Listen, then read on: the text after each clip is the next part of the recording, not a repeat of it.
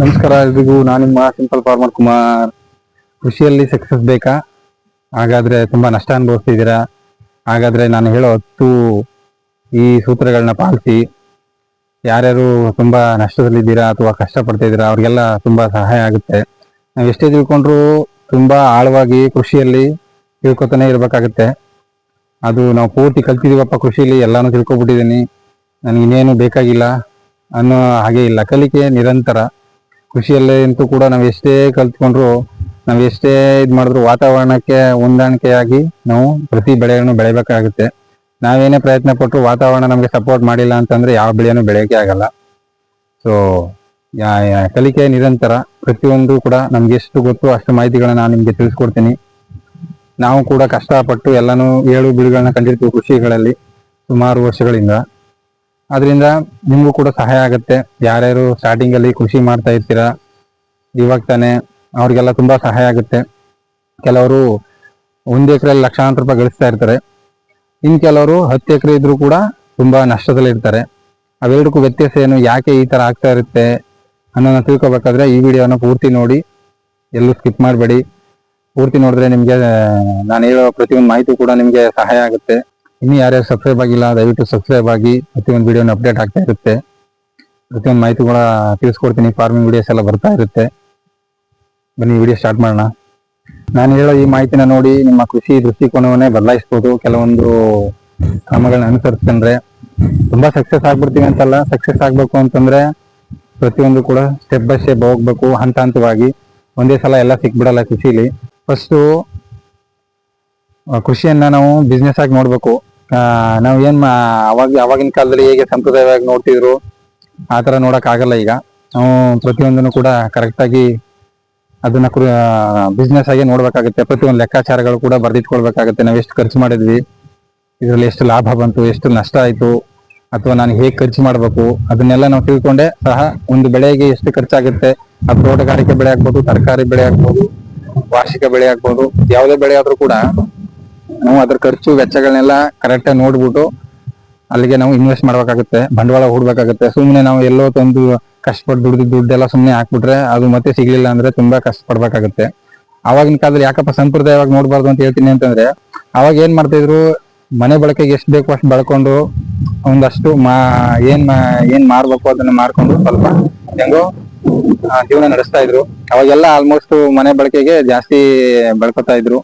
ಕೆಲವೊಂದು ಅಷ್ಟೊಂದು ಈ ತರ ಎಲ್ಲ ಹೆವಿ ತರಕಾರಿಗಳೆಲ್ಲ ಆ ಟೈಮಲ್ಲಿ ಬೆಳೀತಾ ಇರ್ಲಿಲ್ಲ ಆಗಿನ ಕಾಲದಲ್ಲಿ.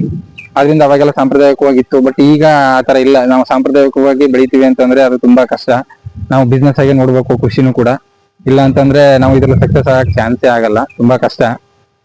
ಯಾಕಂದ್ರೆ ನಾವು ಎಷ್ಟು ಬಂಡವಾಳ ಹಾಕ್ತಿವಿ ಅಷ್ಟು ರಿಟರ್ನ್ಸ್ ಬರೋದೇ ಇಲ್ಲ ಈಗ ಆತರ ನೋಡಕ್ ಹೋದ್ರೆ. ಅದರಿಂದ ನಾವು ಇದನ್ನ ಯಾವ ಟೈಮಲ್ಲಿ ಯಾವ ಬೆಳೆ ಬೆಳಿಬೇಕು ಅದನ್ನೆಲ್ಲ ನೋಡ್ಕೊಂಡು ನಾವು ಇದನ್ನ ಬಿಸ್ನೆಸ್ ಆಗಿ ನೋಡ್ಬೇಕು. ಮೊದಲನೇದು ಇದು. ಎರಡನೇದು, ನಾವು ಬೆಳೆಯೋ ಬೆಳೆನ ಕರೆಕ್ಟ್ ಆಗಿ ಆಯ್ಕೆ ಮಾಡ್ಕೋಬೇಕು. ನಾವು ಏನ್ ಕೃಷಿ ಮಾಡ್ತಾ ಇದೀವಿ ಆ ಜಮೀನಲ್ಲಿ ನಾವು ಯಾವ ತರ ನೀರಾವರಿ ಪದ್ಧತಿ ಅಳವಡಿಸ್ಕೊಂಡಿದೀವಿ, ಹನಿ ನೀರಾವರಿ ಡ್ರಿಪ್ ಇರಿಗೇಷನ್ ಮಾಡ್ಕೊಂಡಿದೀವ, ಅಥವಾ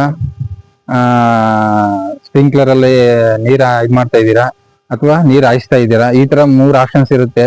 ಇದ್ರಲ್ಲಿ ನೀವು ನೀರು ಬಳಕೆನ ಕಡಿಮೆ ಮಾಡ್ಕೋಬೇಕು. ಆ ನೀರ್ ಹಾಯಿಸೋ ಪದ್ಧತಿಗಳನ್ನ ಆಲ್ಮೋಸ್ಟ್ ಇನ್ನೂ ಇದ್ರೆ ಅದನ್ನ ಕಡಿಮೆ ಮಾಡ್ಕೊಂಡು, ಯಾಕಂದ್ರೆ ನೀರ್ನ ಮಿತವಾಗಿ ಬಳಸ್ಬೇಕು.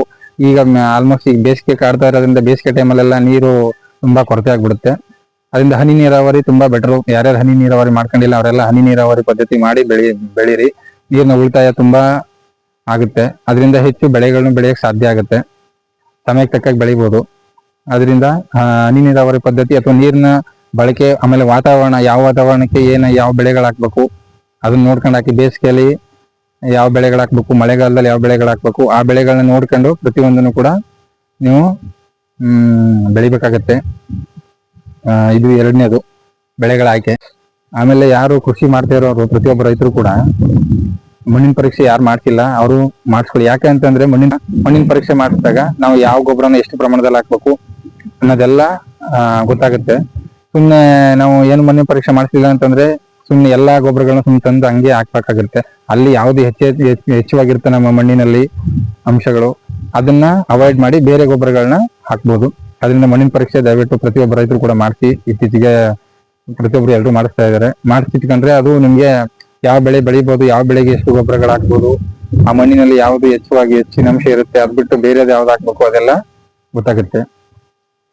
ಆಮೇಲೆ ಆಗ್ಲೇ ಹೇಳ್ದಂಗೆ ನೀರಿನದು ಹನಿ ನೀರಾವರಿ ಪದ್ಧತಿ ಮಾಡ್ಕೊಳ್ಳಿ, ಮತ್ತೆ ಸ್ಪ್ರಿಂಕ್ಲರ್ ಅಳವಡಿಸ್ಕೊಳ್ಳಿ. ಅದ್ ಬಿಟ್ರೆ ಅವೆರಡು ಪದ್ಧತಿನೇ ಬೆಟರು ನಿಮ್ಗೆ ಪ್ರತಿಯೊಂದು ಬೆಳಿಬೇಕಾದ್ರೂ ಕೂಡ. ನೆಕ್ಸ್ಟ್ ಹೊಸ ತಂತ್ರಜ್ಞಾನ ಅಳವಡಿಕೆ ಮಾಡ್ಕೋಬೇಕು ಪ್ರತಿಯೊಬ್ಬ ರೈತರು ಕೂಡ. ಏನ್ ತಂತ್ರಜ್ಞಾನಪ್ಪ ಅಂತಂದ್ರೆ, ಈಗ ನಾವು ಏನೇ ಬೆಳೆ ಬೆಳಿಬೇಕಾದ್ರೂ ನಮ್ಗೆ ಏನಾದ್ರು ಅದ್ರ ಬಗ್ಗೆ ಮಾಹಿತಿ ಗೊತ್ತಿಲ್ಲ ಅಂತಂದಾಗ ನಾವು ವಿಜ್ಞಾನ ಕೇಂದ್ರಗಳು ಅಥವಾ ಯಾರಾದ್ರೂ ಬೆಳೆದಿರೋರ ಹತ್ರ ಸಕ್ಸಸ್ ಆಗಿ ಅವರು ಯಾವ ತರ ಬೆಳೆದ್ರು ಅದರ ಪದ್ಧತಿಗಳನ್ನೆಲ್ಲ ಅನುಸರಿಸ್ಕೋಬೇಕು ಅವ್ರ ಹತ್ರ ಹೋಗಿ. ಆಮೇಲೆ ಏನೇ ಬೆಳೆ ಬೆಳಿಬೇಕಾದ್ರೂ ಯೂಟ್ಯೂಬ್ ಅಲ್ಲಿ ಹೋದ್ರೆ ಸಾಕು, ಅದೆಲ್ಲ ನಿಮ್ಗೆ ಮಾಹಿತಿ ಸಿಕ್ಬಿಡುತ್ತೆ. ಯಾವ ಬೆಳೆ ಬೆಳಿಬೇಕು, ಯಾವ ಬೆಳೆಗೆ ಯಾವ ಸಮಯದಲ್ಲಿ ಬೆಳಿಬೇಕು ಅನ್ನೋದೆಲ್ಲ ಮಾಹಿತಿ ಯೂಟ್ಯೂಬ್ ಅಲ್ಲಿ ಕೂಡ ಇರುತ್ತೆ. ನಾವು ಹೊಸದಾಗಿ ಅಪ್ಡೇಟ್ ಆಗ್ತಾ ಹೋಗ್ಬೇಕು. ನಮ್ಗೆ ಗೊತ್ತಿಲ್ಲ ಅಂತಂದ್ರೆ ಮಾಹಿತಿನ ತಿಳ್ಕೊಂಡ್ ಮಾಡ್ಬೇಕು. ಅದನ್ನ ಪ್ರತಿಯೊಬ್ಬ ರೈತರು ಕೂಡ ಅನುಸರಿಸಿ. ಎಲ್ಲ ನಮ್ಗೆ ಗೊತ್ತು ಅನ್ನೋ ತರ ಎಲ್ಲ ನಾವು ಮಾಡಕ್ಕಾಗಲ್ಲ. ಅದರಿಂದ ಇನ್ನು ನಮ್ಗೆ ಏನ್ ಗೊತ್ತಿಲ್ಲ ಅದನ್ನ ತಿಳ್ಕೊಂಡ್ ಮಾಡಿದ್ರೆ ಇನ್ನು ತುಂಬಾ ನಮ್ಗೆ ಸುಲಭ ಆಗುತ್ತೆ ಕೃಷಿಯಲ್ಲಿ. ಮುಖ್ಯವಾದ ಪಾಯಿಂಟ್ ಅಂತಂದ್ರೆ ಮಾರುಕಟ್ಟೆ ಬಗ್ಗೆ ತುಂಬಾ ಜ್ಞಾನ ಇರ್ಬೇಕಾಗುತ್ತೆ.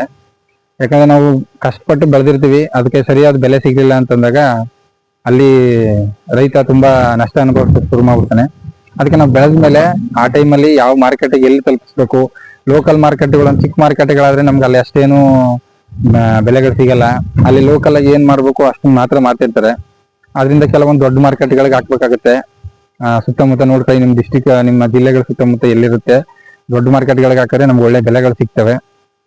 ಆಮೇಲೆ ಅದೇ ಯಾವ ಟೈಮಲ್ಲಿ ಯಾವ್ದಕ್ಕೆ ಹೆಚ್ಚಾಗಿ ಬೆಲೆಗಳು ಸಿಗ್ತವೆ, ಯಾವ ಟೈಮಲ್ಲಿ ಕಟಾವ್ ಮಾಡಿದ್ರೆ ನಮ್ಗೆ ಸ್ವಲ್ಪ ಲಾಭ ಆಗುತ್ತೆ ಅನ್ನೋದನ್ನ ಸ್ವಲ್ಪ ಯೋಚನೆ ಮಾಡಿ ಪ್ರತಿಯೊಂದು ಬೆಳೆನೂ ಕಟಾವ್ ಹಂತದಲ್ಲಿ ಮಾಡಿಸಿ. ಕೆಲವು ಸಲ ತುಂಬಾ ಚೆನ್ನಾಗಿ ಬೆಳೆದಿರ್ತೀವಿ, ಆ ಟೈಮಲ್ಲಿ ಬೆಲೆ ಸಿಕ್ಕಿದಾಗ ತುಂಬಾ ಕಷ್ಟ ಆಗುತ್ತೆ. ಅದರಿಂದ ಮಾರುಕಟ್ಟೆ ಬಗ್ಗೆ ಗಮನ ಇರಲಿ. ಯಾವ ಟೈಮಲ್ಲಿ ಈಗ ಅತಿ ಮಳೆ ಬಂದಾಗ ಅಥವಾ ಅತಿ ಬೇಸಿಗೆ ಆದಾಗ ಈ ಟೈಮಲ್ಲೆಲ್ಲ ಯಾವ ತರ ಬೆಲೆಗಳು ಇರ್ತವೆ ಅನ್ನೋದನ್ನ ಗಮನಿಸ್ತಾ ಇರ್ಬೇಕು ಅವಾಗವಾಗ ಪ್ರತಿಯೊಬ್ಬ ರೈತರು ಕೂಡ. ಆಮೇಲೆ ಮತ್ತೊಂದು ಅಂಶ ಅಂತಂದ್ರೆ, ಆದಷ್ಟು ಕೂಡ ಖರ್ಚು ಕಡಿಮೆ ಮಾಡಿ.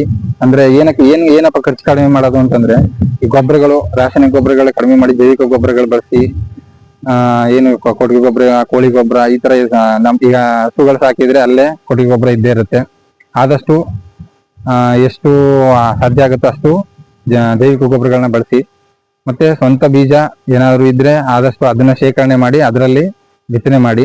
ಈಗ ಏನಪ್ಪಾ ಖರ್ಚು ಕಡಿಮೆ ಮಾಡೋದು ಅಂತಂದ್ರೆ, ಈಗ ನನ್ನ ಉದಾಹರಣೆಗೆ ತಗೊಂಡ್ರೆ ನೀವು, ನಾನು ಆಲ್ಮೋಸ್ಟ್ ಒಂದ 3 ಎಕರೆ ಈ ತರ 3 ಎಕರೆ ಹತ್ರ ಕೃಷಿ ಮಾಡ್ತಾ ಇದೀನಿ ಅನ್ಕೊಂಡ್ರೆ ನೀವು, ನಾನು ಎಲ್ಲೂ ಹೊರಗಡೆಯಿಂದ ಪೈರು ತರಲ್ಲ.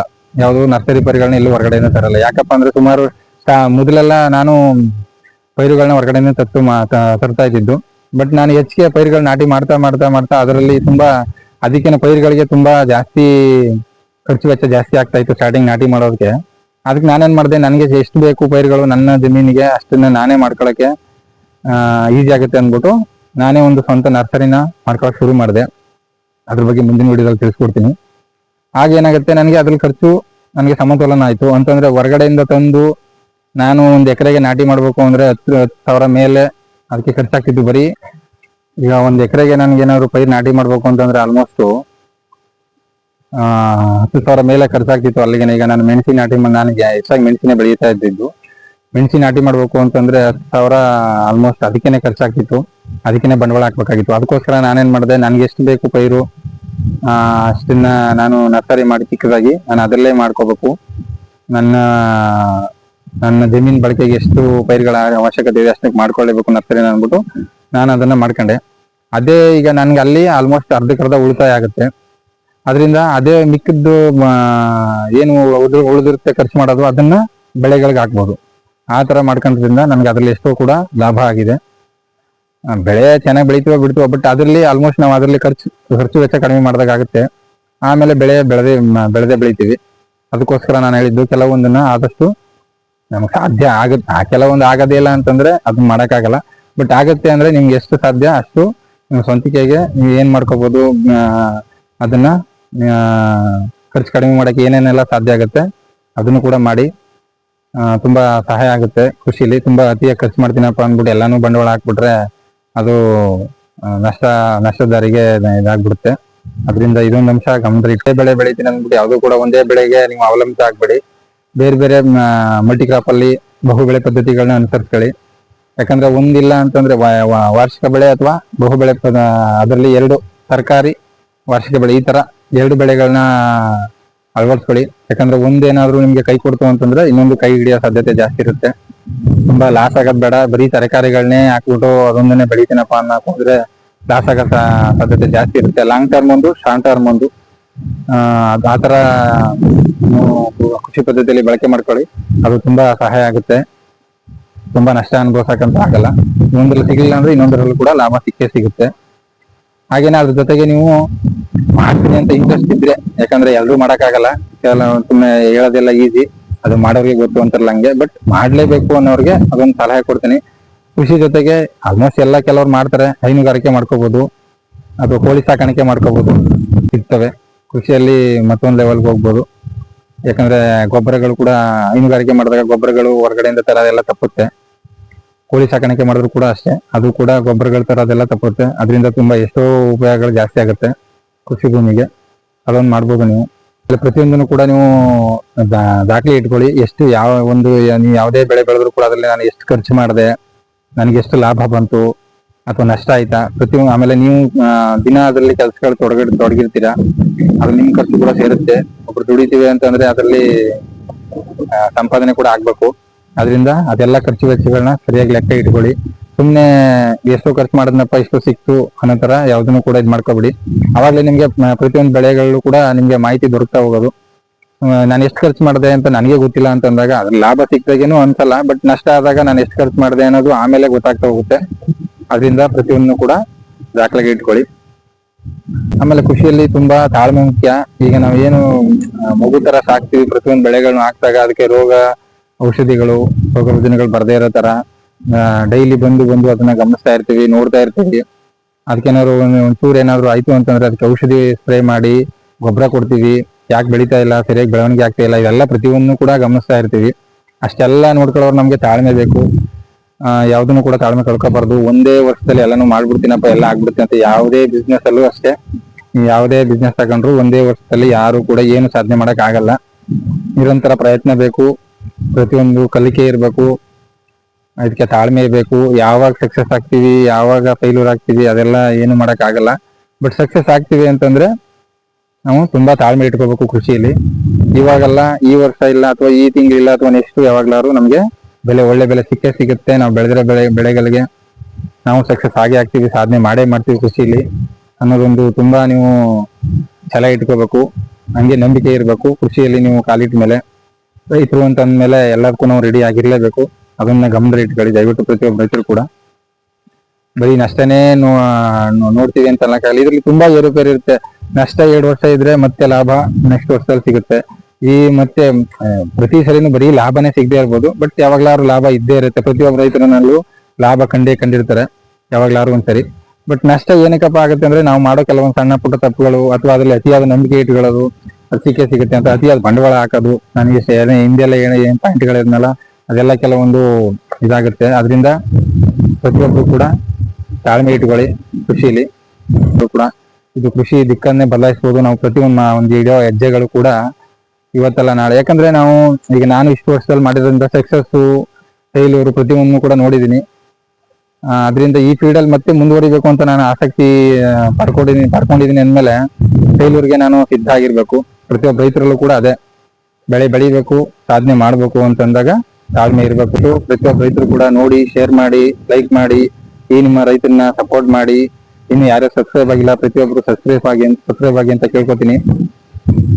ಇದೇ ತರ ವಿಡಿಯೋಸ್ ಬರ್ತಾ ಇರುತ್ತೆ. ಸಿಗೋಣ ಮುಂದಿನ ವಿಡಿಯೋದಲ್ಲಿ.